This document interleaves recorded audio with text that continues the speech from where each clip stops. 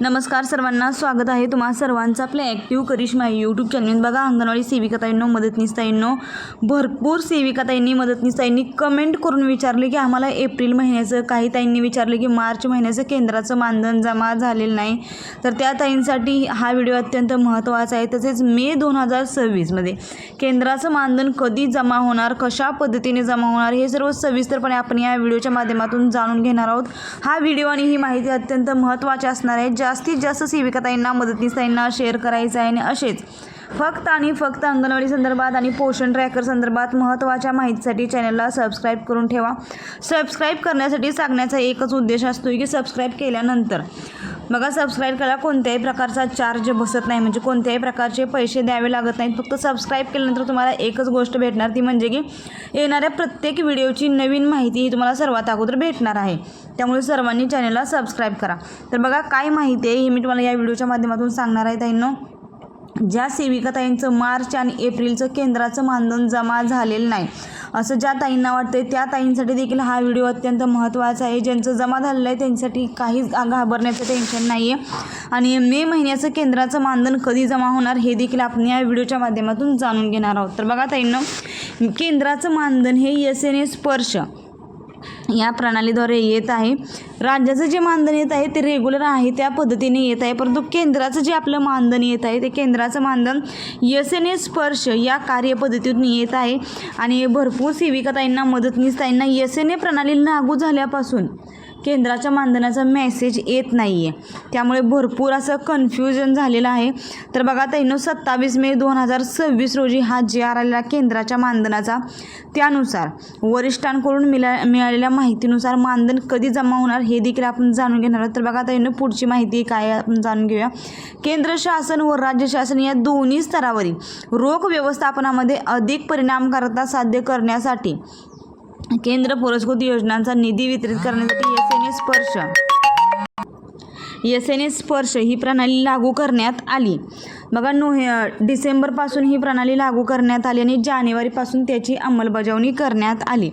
तर जानेवारी महिन्यापासून म्हणजे ज्या ताईंना वाटते की आमचं मानधन जमा झालेलं नाही, तर त्या ताईंनी काय करायचं बघा, ज्यांना वाटते आपलं मार्च आणि एप्रिलचं मानधन जमा झालं नाही, तर त्या ताईंना सरळ आपल्या बँकेमध्ये जायचं आहे. ज्या ठिकाणी आपलं मानधन जमा होत आहे त्याच बँकेमध्ये जायचं आणि नोव्हेंबर 2025 पासून, बघा मी काय म्हणते ते लक्ष देऊन ऐका, नोव्हेंबर 2025 पासून आता सध्या जून 2026 पर्यंतची आपली जे काही आपले एंट्री आहेत, म्हणजे किती पैसे आले, किती गेले, हे सर्व आपण त्याची एक प्रिंट काढून घ्यायची.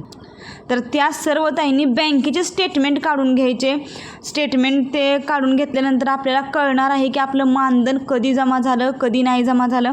डिसेंबर 2025 पर्यंत केंद्राचं आणि राज्याचं मानधन हे एक ते 2 दिवसांच्या फरकामध्ये जमा झालेलं आहे. परंतु जानेवारीपासून केंद्राचं मानधन हे अडकलं होतं. ते काही सेविकांचं अगोदर झालं, काही मदतनीस ताईंचं अगोदर झालं. तर ते आपलं मानधन जमा झालेलं आहे की नाही हे पाहण्यासाठी ताईंनो तुम्ही हा प्रयोग करून पहा. त्याच्यानंतर झालं आता ज्या ताईंचं मार्च आणि एप्रिलचं मानधन जमा झालं नाही त्यांच्यासाठी. आता मे महिन्याचा जर आपण मानधनाचा विचार केला तर ताईंनो, GR तुम्ही पाहू शकताय, 27 मे 2026ला हा GR आहे. आणि एकूण बघा 190,02,64,000 एवढा निधी हा सेविका मदतनीसांच्या मानधनासाठी मंजूर करण्यात आलेला आहे. 15 तारखेच्या आतच हे मानधन सेविका मदतनीसांना भेटणार आहे. राज्याचं मानधन भेटलेलं आहे, परंतु केंद्राचं मानधन भेटलेलं नाही आहे. तर ते केंद्राचं मानधन 15 जूनपर्यंत सर्वांना भेटणार आहे. अशी महत्त्वपूर्ण अपडेट आणि माहिती आपल्या समोर आलेली आहे. अत्यंत महत्त्वाचा हा व्हिडिओ आहे ताईंनो. भरपूर ताईंनी कमेंट केली की आम्हाला एप्रिलचं आणि मार्चचं मानधन भेटलेलं नाही. तर माझ्या माहितीनुसार तरी सर्वांचं मानधन हे भेटलेलं आहे, परंतु मेसेज न आल्यामुळे आणि मानधन हे म्हणजे असं 10 ते 15 दिवसाच्या फरकाने आल्यामुळे त्यांना मानधन जमा झाल्याचं हे समजलेलं नाही. बँक स्टेटमेंट एकदा काढून घ्या आणि सिक्वेन्सनुसार पहा कोणत्या महिन्याचं कधी आलं.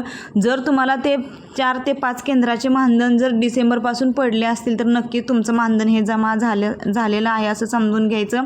आणि आता झालं की आपलं केंद्राचं मानधन कधी वाढणार. तर ताईंनो, आपण याच्या अगोदर देखील मानधन वाढीसाठी मागणी केलेली. राज्याने ती आपली मागणी मान्य करून राज्याने आपलं मानधन वाढवलेलं आहे. परंतु केंद्राने अजूनही जवळपास 10 ते 15 वर्ष झालं केंद्राने अजूनही मानधन वाढवलेलं नाही. तर केंद्राकडून अंगणवाडी सेविका मदतनीस ताईंना किमान 5,000 रुपये तरी मानधनाची वाढ भेटली पाहिजे अशी मागणी देखील आम्ही संघटनेला केलेली आहे, वरिष्ठ अधिकाऱ्यांना देखील केलेली आहे. प्रत्येक ठिकाणी ज्या ठिकाणी आपण जातोय त्या ठिकाणी आपण हीच मागणी करत आहोत. तरी देखील आपल्या मागणीला अजून पाहिजे त्या पद्धतीने यश आलेलं नाही आहे. केंद्राला आपण ज्यावेळेस म्हणजे केंद्र सरकारला मागणी केली त्यावेळेस केंद्र सरकार म्हणले की आम्हाला पूर्ण भारतभर मानधन द्यायचं आहे, फक्त एकट्याच महाराष्ट्रातील अंगणवाडी सेविका मदतनीसांना द्यायचं नाही. त्यामुळे त्यांनी ती गोष्ट टाळली. राज्याने आपली मागणी मान्य केली, राज्याने आपल्याला मानधन वाढ दिलेली आहे.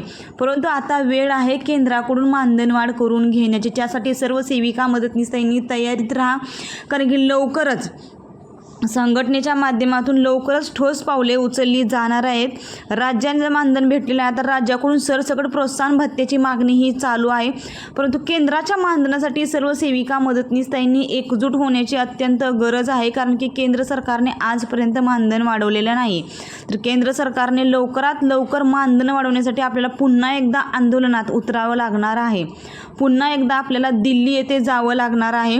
ते कधी जायचं, ते कशा पद्धतीने आंदोलन करायचं हे नवीन अपडेट आल्यानंतर मी तुम्हाला सांगणारच आहे. परंतु 5,000 तरी वाढ घेतल्याशिवाय यावेळेस सोडायची नाही अशी सर्वांनीच मागणी केलेली आहे. त्यामुळे नक्की बघूया येणारं आंदोलन आपलं कसं होतं आहे, मागण्या कशा पद्धतीने संघटना मांडते आणि त्याला आपलं म्हणजे केंद्र सरकारचा रिस्पॉन्स कशा पद्धतीने येतो हे देखील जाणून घेणे अत्यंत महत्त्वाचं आहे.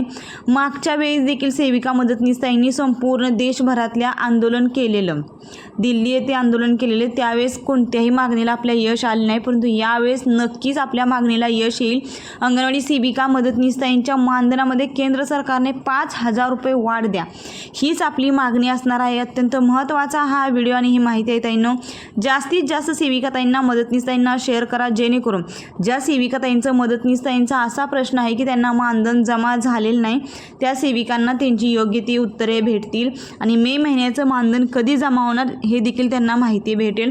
अत्यंत महत्त्वाचा हा व्हिडिओ आहे. व्हिडिओसाठी लाईक करा आणि असेच नवनवीन अपडेट पाहण्यासाठी चॅनलला सबस्क्राईब करा. धन्यवाद.